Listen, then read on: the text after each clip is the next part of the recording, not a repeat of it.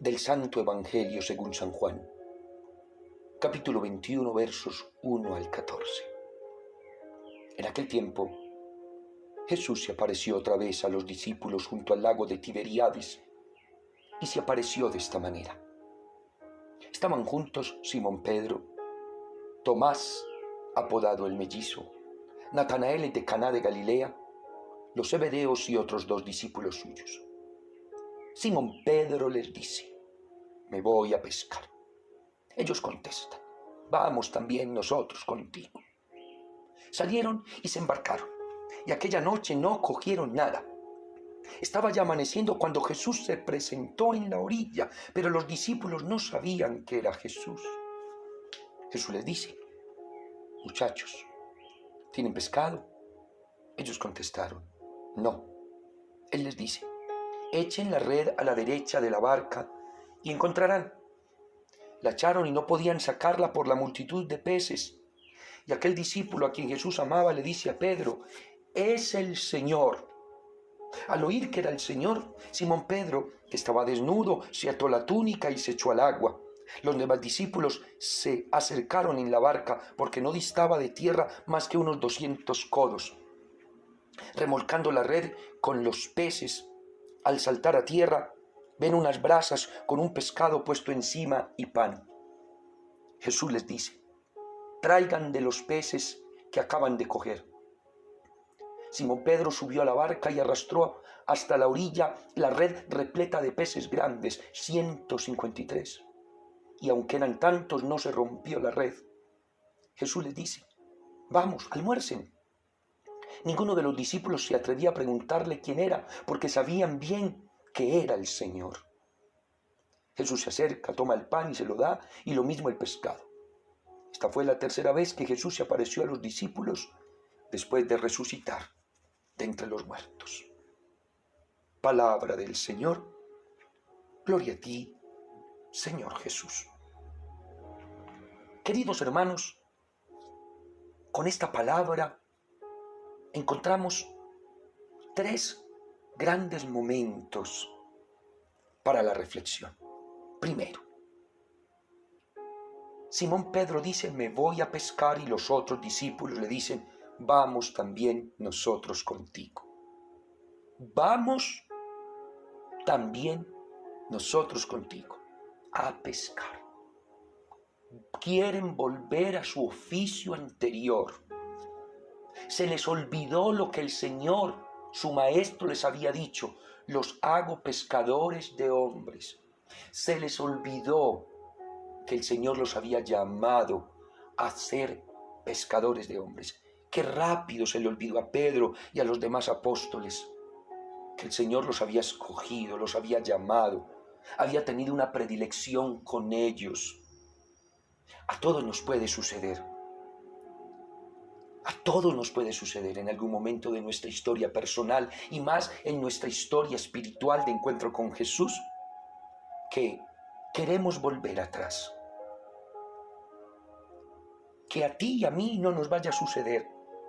Tan pronto se nos olvida la Pascua, tan pronto se nos olvida lo que el Señor ha hecho por nosotros, porque me voy a pescar, y que los apóstoles quieran irse con Pedro a pescar, está expresando que ellos quieren volver a su antigua realidad, a su antigua condición. Ellos, movidos por su temor, por su angustia, por su falsa y equivocada manera de ver a Jesucristo, de pronto pensaron más en un caudillo liberador que en un Mesías restaurador. Ellos amaban al Maestro, sin duda. Ellos querían seguir las huellas de Jesús, pero en su interior faltaba algo que los motivara. Todos sabemos que faltaba la fuerza del Espíritu. Y ellos fueron entendiéndolo. Por eso Jesús se les aparece. Jesús se les aparece para decirles: cuidado, tan pronto se olvidaron de mí. Cuidado, la experiencia conmigo no los marcó. Cuidado, yo los escogí no para que siguieran pescando, no para que arrastraran las redes y llevando a la orilla peces para alimentarse. No, yo a ustedes los he escogido para que con otras redes, las redes de mi palabra, las redes de mi amor, las redes de la fuerza de mi espíritu, atraigan otros peces, almas para que se salven. Y ahí es donde estás tú y donde estoy yo.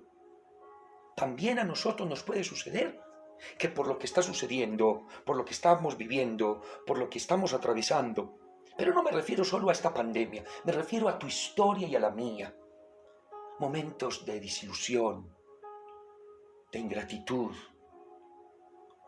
de soledad, de vacío, de ansiedad, de depresión, de angustia, de miedo, de temor, de indiferencia, de fracaso, de frustración, de marcas dolorosas del pasado, del presente, incluso la inconstancia y la inestabilidad del mañana. Pues todo eso nos puede llevar a retroceder y a decir: sí, yo te amo, Señor, sí, tú eres muy grande, Señor, pero tengo tantas cosas que resolver, tantas cosas que hacer, que contigo sí, pero momenticos, contigo sí, pero a raticos.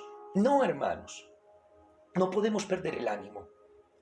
Los apóstoles se iban a pescar otra vez. Se les olvidó todo lo que Jesús les había dicho y les había hablado. Ese encuentro con Él. Tú y yo no podemos perder el encuentro que hemos tenido con Jesús. A ti y a mí no nos puede pasar que estas realidades que están llegando a nuestra vida y que a veces llegan con mucha fuerza, porque yo sé que sí, de pronto te das cuenta de lo que te está pasando con tu pareja, con tus hermanos, con tus hijos, a tu alrededor. Yo sé que todo eso nos tiende a desestabilizar y a desmoronar en muchas cosas. Pero ahí es donde aparece Jesús. Y eso es lo interesante de esta historia. Y eso es lo interesante de este evangelio. Que Jesús se les aparece como para motivarlos. Y sí, les permite que puedan coger muchos peces. Pero aquí viene el punto principal. Y es cuando Juan y Pedro reconocen que es el Señor.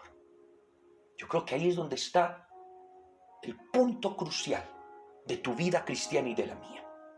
Reconocer que Jesús es el Señor. Ánimo, hermanos. Esta es la vida cristiana.